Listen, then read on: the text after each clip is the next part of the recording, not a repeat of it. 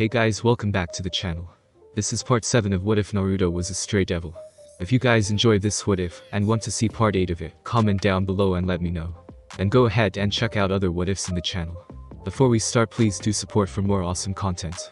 Don't forget to subscribe and leave a like, and also share this video with your friends. So let's start this video.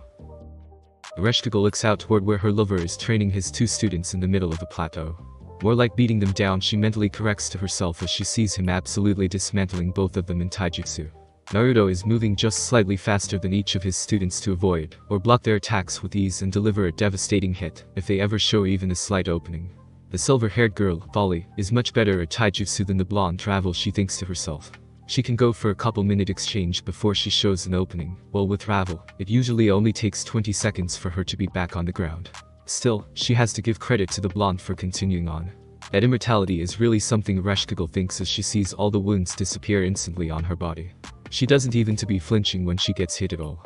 She learned that they are both devils, one pure blood and one half, not that she cares about their blood purity. She has just watched them train for the last couple of days, and has to say it is pretty entertaining to watch the young devils struggle constantly and receive a smackdown. It could be because Naruto is the one doing it, she isn't sure. Naruto knocks back volley once more, blood flying from her mouth at the gut shot, and looks over to her. He blocks Ravel's attacks without even looking with an arm and a leg, frustrating her to no end. "Air-chan, do you want to help me teach them?" Naruto asks as he nimbly dodges a foot flying at his face, and delivers a vicious backhand. "Me?" She questions out loud, surprise. She has never trained anyone in her life. "Yes, you. You are very powerful and are probably getting bored over there. Plus, it gives the girls a good opportunity to face someone other than me, and to see a different style," Naruto says as both get back up ready to attack him. "Well, if my consort asks me, it would be very improper to say no," she says as stands up from her chair and dismisses it. Her spear appears in her hand, making each of them eye it warily. The memory of how painful it is still fresh in Naruto's mind. "Now who shall I face?" she asks as her cape billows in a wind that came from nowhere. "Air-chan, no spear whatsoever. Just hand-to-hand combat and keep it at just above the level they are currently at. Since you are smaller, I think you should work with Ravel, as she might be able to pick up some moves or ideas from you," Naruto says a little nervously. He doesn't know if she can actually do as he asked. Sighing, she desummons her spear, and looks at Ravel with a frightful intensity that makes her immediately go on guard. Ravel knows she has no chance against a serious Ereshkigal, or any Ereshkigal. "Well, little girl, I am not great at hand-to-hand combat as my spear is where I really shine, but I can't have you making us blondes look bad, so be prepared. I shall beat instruction into you as the torturers in my underworld beat it into the souls of the damned," she exclaims theatrically. She then rushes forward, at a speed that Ravel can still see, and throws the left hook.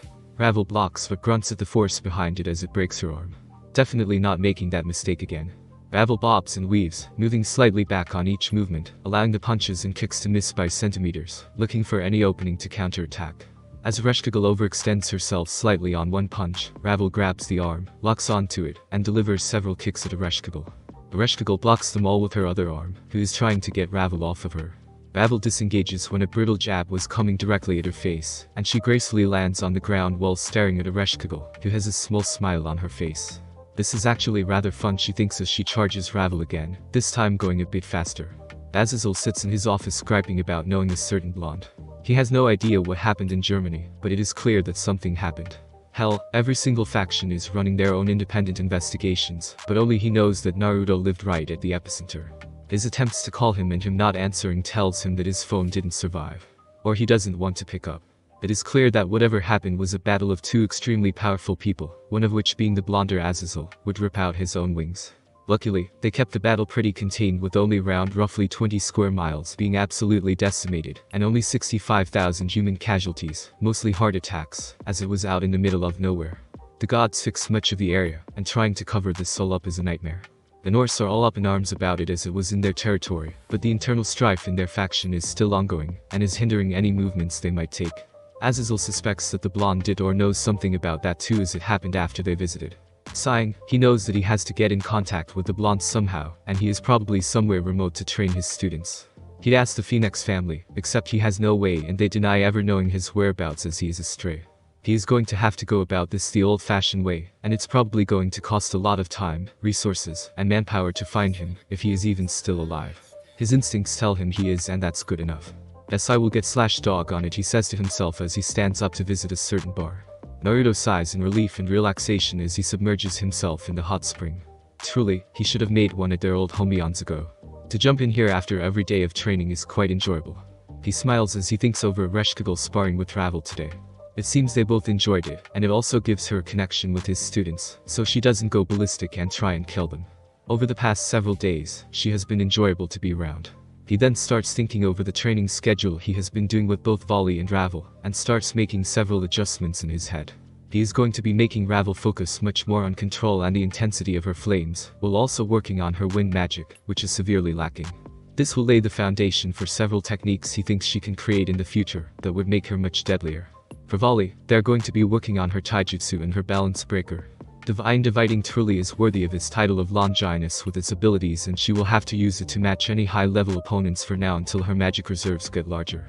His thoughts then turn sour as he thinks of the long future when Ravel and Volley won't need him as a teacher anymore. He is sure they will still be friends and such, but not having them around every day would be really sad. He has to admit that he truly enjoys teaching and the company of his students. Maybe he can learn under a sensei without his clones, like in Kenjutsu or in the Way of the Spear. Or will he take on more students? Or will he decide to do something completely different like art? Completely lost in his introspection, he doesn't notice anyone approach till he hears water splash. He opens his eyes and sees his first student as naked as the day she was born, getting in the water with him without any shame. He raises an eyebrow as she moves over closer to him. Volley-chan, Naruto says in a questioning tone. Volley, she says back. Just call me Volley-sensei. I am not a little girl anymore, she says with a smirk. She knows her body is that of an 18-year-old that was toned perfectly by her sensei. She doesn't look like a muscle freak, yet is extremely strong, defined, and flexible thanks to him. Well, okay then, Volley. What are you doing? He asks.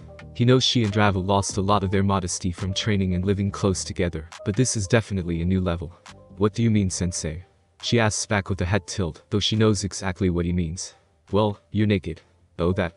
I don't mind, if it's my precious sensei who sees me, she says with a bright smile, and shifts herself, so that he gets an even better view of her body. Naruto consciously wills himself to not look below her face as he is still a 19-year-old male, and does not want an awkward situation occur down below. Aha. Naruto mutters, not sure what to say.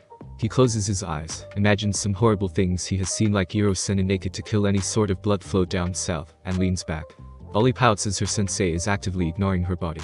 The whole point of her wanting a hot spring was to seduce him. His willpower is even more than she thought. The sensei, she says as she leans her body up against his, causing him to stiffen. What we're thinking about before I came in. Naruto meanwhile is freaking out. He isn't inexperienced, but this is his 15-year-old student for God's sake. And the worst part is that she completely fine with it, as if it is normal and nothing to freak out about. Doesn't she know this isn't normal? He focuses on the question as he wants to stop himself from thinking about anything else. I was thinking about the future. The short term and what I am going to train you and Ravel-chan in, and the long term once you both stop being my students and move on, Naruto says a little bit sadly. No? Volley nearly shouts as she grabs his arm so hard that it actually hurts a bit.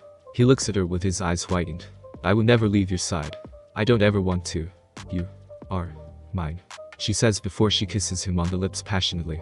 Naruto, meanwhile, is absolutely shocked. What the hell is Volley doing? His mouth moves on its own as he thinks, responding to her kiss and allowing her tongue in. They have a battle that Naruto quickly wins as she is inexperienced in kissing as his tongue enters her mouth. His mind catches up to what he is doing, and he suddenly separates himself from her forcefully. What are you doing, Volley? He asks, bewildered and a little alarmed. She is his student. He can't have that type of relationship with her, not to mention she is 4 years younger, no matter how sexy her body is. I am showing you how I feel, sensei. How I have always felt. You saved me, raised me, taught me how to fight, how to think for myself, and how to live. You are kind, passionate, loud, funny, handsome, and powerful. It's impossible for me to not have fallen deeply in love with you, she shouts out as she moves closer to the frozen Naruto. I want you, sensei. I don't want Reshkagul or Freya to steal you away from me, as I had feelings for you first, Volley says as she bares her heart. It is easily the scariest and hardest thing that she has ever done. But you are my student and still a kid. Naruto says as he looks at her with a frantic expression. I don't care. My ancestor, the Lucifer himself, spit in God's face and his rules and lived how he wanted, by his own rules. Sen's no Naruto, I love you. I don't care that you are my teacher or that you are 4 years older. I want to be with you, in every way, always. I will make you really happy. Please, please accept my feelings, she pleads with slight tears forming in her eyes. She couldn't handle a rejection from him. Ollie, well, he stutters out as the tears in her eyes are getting bigger the longer he doesn't properly respond. He could tell everything that she said was true, but this is all too much for him. He pulls her into a hug, and she wraps her entire body around his torso with her head buried in his shoulder. Naruto takes a deep breath. He needs to say something or risk hurting her gravely. Ollie, I really don't know what to say. I love you, I do, but it's not really in a romantic sense. I never really thought about you in that way before, and now it's throwing me off. I do know that you are smart, talented, and absolutely gorgeous, and anyone would be lucky to have you. I hope you can forgive me for not being able to say it back the way you did, Naruto says quietly. Ollie grips him harder, squeezing him like a boa constrictor, and looks at him with a determined expression in her eyes, even as tears stream down her face. You will be mine, sensei. From now on, you will be taking me out on dates weekly, and I will win over your heart, now that you know mine. I will also require you to start seeing me as a woman that you could have sex with that is also your student, rather than a little girl that you have to take care of. I can already feel that you are physically attracted to me, Polly says with a laugh as she pushes her butt on Naruto's erect member. Naruto blushes and tries to disengage himself from Volley, to no avail. He is so flustered and thrown off that using Kawarimi doesn't even enter his mind. She smirks as she snakes a hand down and grabs it, getting him to freeze up. I can also perform some stuff like this, so that you don't need to fuck a Reshkigel anymore, she says as she lightly strokes it. Naruto shudders a bit at the extremely pleasant feeling. In fact, I want to. Badly, Volley whispers in his ear seductively while she bites his earlobe. She continues stroking his cock as she wants him to give in to his lust. Unfortunately for her, Naruto is known for his stubbornness and his iron will. With great fortitude, he pries her hand off of his shaft and pushes her off him. She gives him a pout with puppy eyes, making it even harder. Ollie, let's start off with those dates you mentioned before something like this happens, no matter how wonderful it is, Naruto says. She pouts further, hoping to break his resolve, to no avail. Fine, sensei, she says before she gives him a deep, quick kiss. Don't keep me waiting for our first date for too long, she says as she winks at him, before stepping out of the water, purposely shaking her ass more than normal as she can feel Naruto's eyes on it. She disappears and Naruto sinks into the water. What am I going to do? Naruto thinks to himself as he closes his eyes. Today has been a long day, in more ways than one. A pair of smoldering red eyes fade away, having witnessed everything. And then I walked away sauntering, his eyes never leaving my ass. She tells Ravel excitedly as while he didn't return her feelings right away, he didn't reject her either. She definitely can get him to fall for her as she knows he considers her attractive. Ravel is both happy for her, as it means she is also a step closer to him, but also simmering in jealousy. She could have potentially done that, if her body still didn't look like a little girl. We still have our deal, right? Ravel questions to remind Volley that we'll share Naruto-sensei. She doesn't want Volley to disregard it and take him all for himself. Yes, don't worry. I wouldn't screw over my best friend like that, Volley promises her, getting Ravel to breathe a sigh of relief. So how big? Ravel questions with a bit of a blush. She has seen Naruto-sensei naked before a couple of times, but never with it fully erect. She is a curious girl about what she will get in the future. Honestly, since it was underwater I couldn't really tell exactly, but it was definitely much more than a handful, Volley says with a blush as she remembers doing that too. Looking back on it, she can't believe she was that bold. Do you want me to tell you the exact size? A voice says from their left, getting them to both jump and get ready for an attack. Instead, they see Reshkigel standing in front of them with nothing but black lingerie on, her eyes intently on Volley. What are you doing here, Reshkigel? Volley asks out loud, not showing her slight fear inside. She has already proven that she will kill anyone for Naruto, and she can't face her yet, let alone Ravel. I saw what you did with Naruto, she states as she summons her spear in her hand. Volley instantly summons her divine dividing wings on her back. Ravel backs up a touch with her magic ready. They just have to hold out until Sensei gets here. Reshkigel levels her spear at them, making them tense further, but she doesn't seem like she is going to actually use it, based on her body language. I just wanted to inform you that my king consort is off limits. You will not take him from me and I will kill you if you try to. Don't think you are anything special, as the power inside my pinky could probably kill you both right now. You think your dates will be enough to win him over? I will go on more, shower him with more attention, and fuck him so many times that he can't even get hard anymore, Reshkigel states, and she de-summons her spear. She gives them a small smirk as she leaves the room. Good night, children. Make sure to check under your bed for monsters, she says mockingly as she closes the door. Ollie dismisses her wings and Ravel lets out a relieved sigh. It seems we have ourselves a rival. A powerful, beautiful one at that, Volley mutters with annoyance. She thought that bitch would have stood in her way, but instead it's the psycho, and honestly, this one might be worse. Well, I will help in whatever way I can, Ravel says. She can't really help to attract her sensei until she grows. Her sensei definitely isn't a pedo. Thanks, Ravel. Kick her ass tomorrow, Volley says as she gets up and walks to her own room. That alliance have been drawn, so who will draw first blood? Reshkigel. Definitely Ereshkigal, Ravel thinks as she coughs up a bit of blood while getting up off the ground. It's been nearly a week since Volley confessed to Naruto-sensei and things have been slightly tense and awkward. Awkward between her and Naruto-sensei, and tense between Volley and Ereshkigal. It doesn't help that apparently, Naruto-sensei hasn't had sex with Ereshkigal since then and she is taking out her frustrations on her. Ereshkigal also managed to get a promise of weekly dates as well, further complicating things. It seems Naruto-sensei is struggling with his feelings on the whole matter as he doesn't want to hurt anyone. Get up, Ravel. We are nearly done, Ereshkigal says as she settles back into her stance. Ravel drags her tired limbs off the ground and looks determined. The workouts on top of the brutal sparring with the goddess is definitely pushing her limits, just like Naruto-sensei did. At least she does her job right, even if she is slightly more brutal than him. Alright, time. Naruto-sensei's voice rings out over the plateau, getting 2 groans of relief. Still, Ravel doesn't let herself fall to the ground, as that might get her a swift kick in the ass by Ereshkigal. They look over to see Naruto-sensei standing in volley with her tattered clothes standing right beside him. Ereshkigal bristles, but doesn't do anything as she can see the myriad of bruises all lining her body, which satisfies her. Alright, I have been thinking this for several days. We are going to change the training you both have been doing. For volley, you will be working out for the first entire half of the day, then the next half will be working on your balance breaker to get you more used to it. The half-dimension attack that Albion told you about will also need work, Naruto says, and volley groans. Working out for half the day. Kill her now. Ravel, you will also be working out for half the day with taijutsu katas. It helps increase magic reserves, so you need it. Not to mention all the benefits it can give your taijutsu. The next half of the day will be focused purely on magic.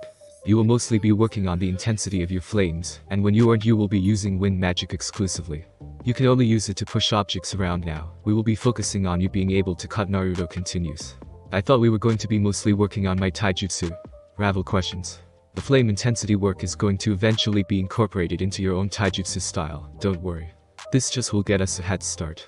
Plus, the workouts will get you stronger and faster, which you need, Naruto assures her. He has a plan that will make her extremely fearsome in close combat.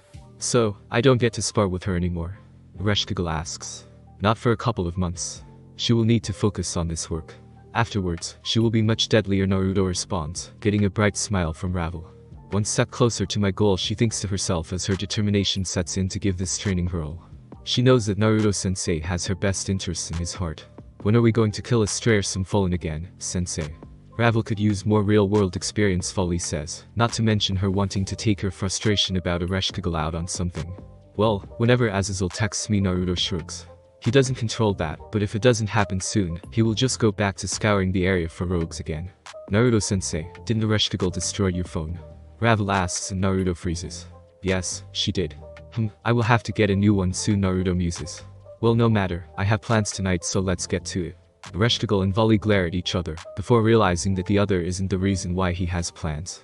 If not with them, then who? Naruto teleports to a back alley dressed in an immaculate suit, though without a tie. He steps out and walks down the street into a dingy Chinese restaurant. Nearly every eye in it is trained on him the moment he walks through the door. He notices that a lot of the patrons are carrying guns, not that it scares him. Nothing short of a nuke could harm him after all. The lotus blooms at dawn, he says in Mandarin to the hostess. She quickly nods her head and shows him to a door in the back. Opening it, she steps aside as Naruto walks in and overlooks a much larger room than the restaurant that is full of people dressed to the nines, a huge bar, a cashier, and several card tables. Smiling, he walks over to the cashier and pulls out of the inner pocket of his blazer, $20,000. The cashier takes it and gives him 40 chips, each worth $500. He looks around the place until he spots a tall, light brown-skinned man with a ponytail of black hair and a pair of dark sunglasses blocking his eyes. His suit looks woven from the finest materials known, especially the gleaming silver button-up. Naruto makes his way over to him and sits down next to him, stacking his chips in front of him, as he notices that the man only has 10 in front of him with a small pot in the middle. How much have you lost tonight, you degenerate? Naruto says as he waits to be shuffled in the next hand. I haven't seen you for several weeks, and that's how you greet me. Excuse me for worrying that you may have died, the man scoffs as he throws in another 2 chips. The dealer shows the river and the man curses under his breath in ancient Egyptian. You should have more faith in me, Kansu. I wouldn't die from something as weak as that, Naruto scoffs.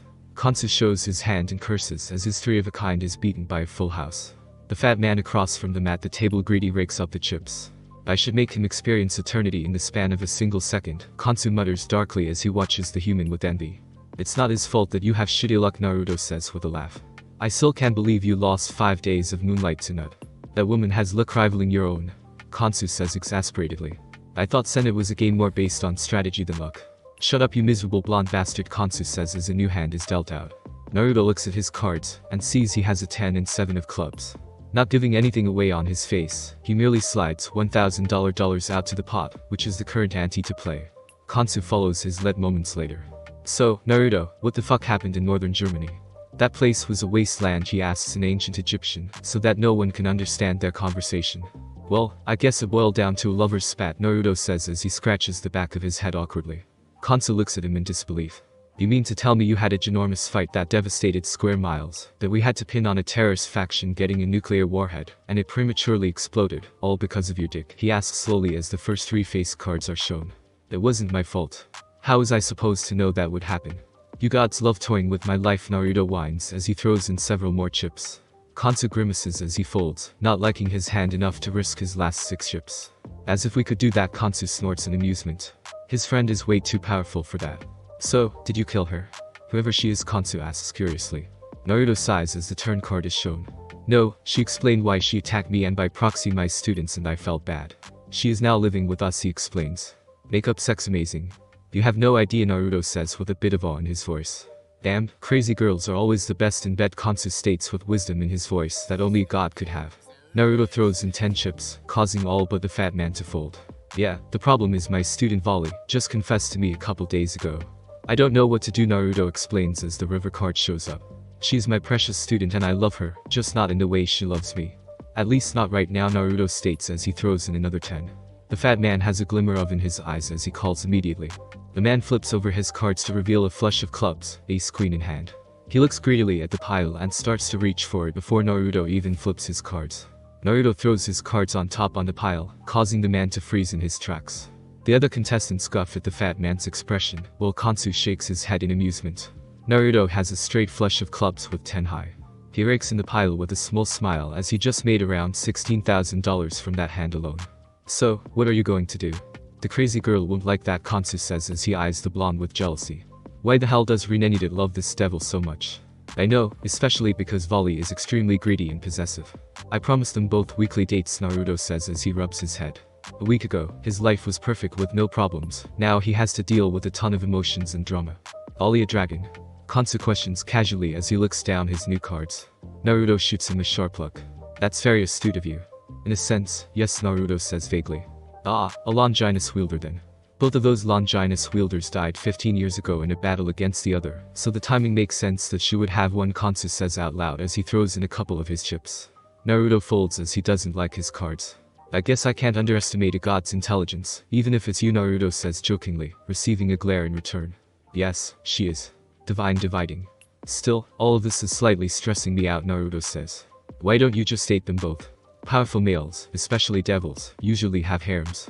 It wouldn't be odd for you to have one of your own, Kansu says. I am not really sure about the whole harem thing. Besides, one is my student and she's 15. That's a little messed up, no? You're still thinking in human terms and not supernatural. For a devil, 4 years is nothing. You already told me that she is a devil too. Interesting how she has a sacred gear, must be half human, so it shouldn't be a problem. Especially with how devils go through puberty. I have been with 1 or 2 devils, myself, Kansu says as he goes all in. He feels good about this hand. Besides, you're the one saying that a student can't get with a teacher, no one else. There isn't a rule against it or anything. In fact, I think it's actually a pretty common thing if they are of the opposite sex, Kansu continues. He pulls off his glasses as he sees the river card, a wide smile on his face, not caring at all he sees. He is certain that he has this one in the bag. His molten silver-colored eyes look back at Naruto. Just give her a chance. You can go slow, if the age thing means that much to you. You'll have thousands of years to fuck after all, he states, getting a snort of laughter from Naruto. Thanks, Kansu. It's good to have a male friend to talk to like this, Naruto says honestly. Kansu grins and flips his hand over to reveal a pair of 5s, that combined with the 3 jacks on the table, gives him a full house. One of the other competitors, however, shows a pair of 6s in her hand and wins it all. I am really going to kill all the mortals here, he mutters as he is now cleaned out. He stands up and rolls his shoulders. Come, Naruto. I know this little bar in Cabo that has the best tequila drinks that can get you hammered with beautiful babes abound. Of course, you're paying, Kansu says. Naruto rolls his eyes, collects his chips, and cashes out. Kansu stops time for a moment, and they teleport directly in front of the bar.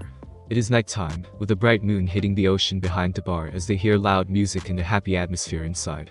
Come on, let's go find us some drinks and ladies. Kansu exclaims.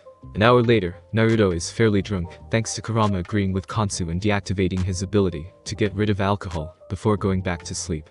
Naruto looks across the table to Kansu, who has 2 girls with him. Still, to men in the supernatural world, none of them are knockouts. Only a few humans can ever hope to compare with their standards.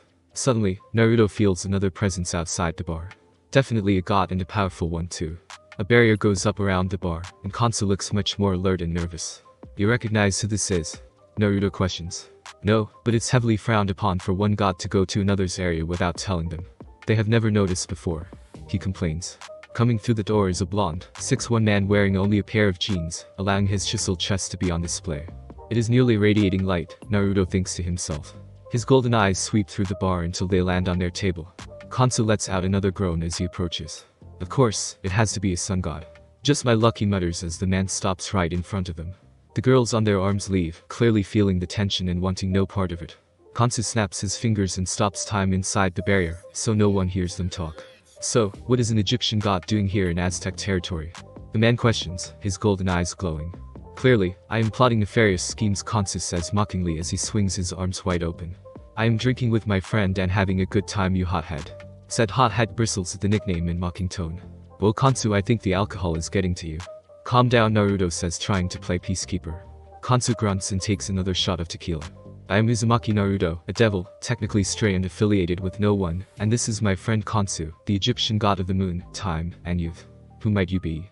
Naruto questions as he has no idea who the sun god of the Aztecs is. Those names when he was studying made him instantly close the book. Remember my name, Stray, as it might very well be the last one you hear. Tremble in fear as I am Huitzilopochtli, the Aztec god of the sun and war, he proudly boasts. That's too long a name. I am going to call you Huitzil, Naruto says, getting a snicker from Kansu. Huitzilopochtli gets an incredulous look on his face as a stray devil is disrespecting him, in front of him. Now if you want to defend the honor of your name, Huitzil, I challenge you to a drinking contest. Of course, if you are man enough to accept. Naruto says with a questioning hum. An Aztec does not back down from a challenge. I shall defeat you here and then flay you alive for your insolence. Huitzilopochtli says angrily. Several hours later. And that's how I painted the entire monument in broad daylight without anyone noticing. Naruto finishes his story drawing gigantic laughs from Huitzilopochtli and Kansu. It seems once Huitzilopochtli drinks and calmed down, he is actually a pretty fun guy to be around. He reminds Naruto a bit of the 4th Raikage. It seems that I lost a battle of drinks, Naruto, the drunken Huitzilopochtli declares. Of course. I am still at the same level of drunkenness as I started, Naruto tells him, but doesn't mention he cheated. Kurama's chakra is a great filter, so he is only drunk, not blackout. Naruto. The drunken Kansu shouts, jumping up from his seat. They both look at him questioningly. You know Azazel, right? I heard that fallen brothels are amazing. Let's go. Kansu declares and takes another shot. Naruto has to hand it to the Egyptian, he handles his alcohol well. Yes, I shall go as well. Huitzilopochtli says as he stands up and stumbles into one of the frozen people. He pats them on the back as an apology, but accidentally puts too much force into it and sends the person through the far wall. There, okay? I guess we can do that, Naruto says. If he says no, I shall force him to. Huitzilopochtli says as his power spikes. A pat on the shoulder from Kansu calms him down. Yes, my friend. None shall stand in our way in our search of the fallen brothels. We shall smite them otherwise. Kansu says. Huitzilopochtli gains tears in his eyes at the beautiful speech and hugs him. Naruto sweat drops and chugs half a handle of tequila left as he needs to be a little more drunk to handle these two. Kurama stops helping him right at that moment and grins mischievously. He wants his host to bang some fallen tonight. Naruto grabs onto both of the gods and teleports them out of the bar. Time starts and catches up to the rest of the world, making them all believe that they blacked out. The next day, Naruto groans as he wakes up. His head is throbbing painfully as his eyes flutter open. He tries to raise his right arm, only to look down and see a beautiful girl on it naked. His memories of the previous night come flooding back to him and he groans. It was a fun night up until he can't remember anything, but clearly he slept with the girl beside him. His eyes look around until they see a fallen that is even more beautiful than the girl on his arm servicing him. She looks up and gives him a smile as she continues to stroke his cock. Good morning, Naruto-sama, she cheerfully chirps, before wrapping her mouth around his cock. Good morning. He says hesitantly as he uses his left hand to massage his forehead. He lays back down as the pleasure that he is feeling is starting to overcome his hangover. He moans and slightly bucks his hips. She stops sucking and positions herself above him, her black wings out for him to see. Relax, Naruto-sama. Let me do all the work this morning after the work you did to use last night, trainer says with a smile and a small blush. What he did last night absolutely ruined sex for her with any other male, she has no doubt. She impales herself and starts going to work, wanting to pleasure him every way she can. An hour and a half later, Naruto finally makes his way downstairs to the main floor of the brothel, where he sees Usilopachli and Kansu each sitting on a couch looking massively hungover as well. At least it isn't just me, he says as he looks down at his hands. Kurama refused to heal him as he thinks it is amusing. He notices the orange sun mark on his hand and slaps himself in the head. He channels some six paths chakra in him, and he instantly is cured. Here, let me heal you, Naruto says as he places his hand on their foreheads and gives them a small amount of chakra, instantly healing them as well. Naruto, you are a lifesaver. And this place is everything it was reputed to be. Kansu says as he fists pumps. Last night was a great night for the god. I agree, Naruto. To think we almost fought at the beginning of last night. I shall flay someone and wear their skin for the day to signify the friendship we have, Usilopachli says firmly with a nod. Naruto awkwardly chuckles as he remembers the way Aztecs used to celebrate anything. With sacrifices. Thanks, Yuitsul. We should do this again sometime soon, but without getting blackout, Naruto says as he scratches the back of his head. Every Friday night. We gamble, drink, and come here to end it. Kansu says. I agree. Usilopachli voices in support. Alright, I can agree to the first two parts. Anyone know the time in Arizona right now? He questions with a groan. He doesn't even know what the hell he is going to do about those girls. 11:25 and 34 seconds AM, Kansu says as they turn and stare at him. He shrugs. Time got. Both nod their head in acceptance. How are we going to contact each other? Naruto asks. Use the phone I gave you, voice calls out as Azazel walks into the building looking refreshed. Azazel. How did we meet up with you again? Naruto asks. Oh, you don't know. Caused me a bit of a headache, Azazel informs him. Flashback. Azazel is sitting in his office on a Friday night, now Saturday early morning, doing paperwork. He is trying to be more responsible as Shumhazai has a wife and wants to spend some time with her, meaning he has to sacrifice. He reads through a report from /dog that reports that they aren't any closer to finding Naruto or his students. They could have truly died in that battle. Still, my instincts are screaming at me that he didn't, Azazel thinks as he puts the paper into the pile of rat and completed. Suddenly, he feels a teleportation circle appear in his office, which shouldn't happen, thanks to the numerous defensive barriers. You have to brute force your way through all of them to do that, meaning they have to be exceedingly powerful. He readies himself for battle. He sees who appears in front of him and his jaw drops. The blonde that he has been searching for, along with two gods, arms slinged around one another and going by the smell, drunk. That was a brutal ride, Naruto says as he stumbles a bit. Thanks for the energy, to get past those barriers, Yuitsul and Kansu, he says thankfully. Nothing shall stop us from reaching the promised land. Kansu yells out happily. Usilopachli nods his head in agreement, a serious look on his face. Yo Azazel. These two want to go to some foreign brothels. Naruto says with a smile. Naruto, I have been trying to find you for days. Where have you been? Azazel questions. Phone was destroyed. Give a new one and let's go. He says as the alcohol he just drank is starting to hit him. I kinda have to do paperwork. He says, trailing off at the two angry faces the gods are making at him. I guess I have some time to entertain foreign emissaries, however. No one can fault a leader for that. Azazel says, quickly getting smiles from all three of them. He sighs in relief as he doesn't want two angry drunk gods on his ass. Onward. Usilopachli shouts. Azazel grabs a phone out of his desk, throws it to Naruto, and then transports them to a place that can only be described as heaven. Then flashback. Damn bad. Naruto apologizes. Azazel shrugs as it all turned out fine in the end. He tosses out two more phones to the gods and programs the numbers into Naruto's. You all have my number and each other's. Just extra call each other and give me a heads up before you come. Also, please just teleport here next time instead of directly inside the Grigori. The amount of work that will have to go into recreating those barriers you broke is massive, he says with a groan.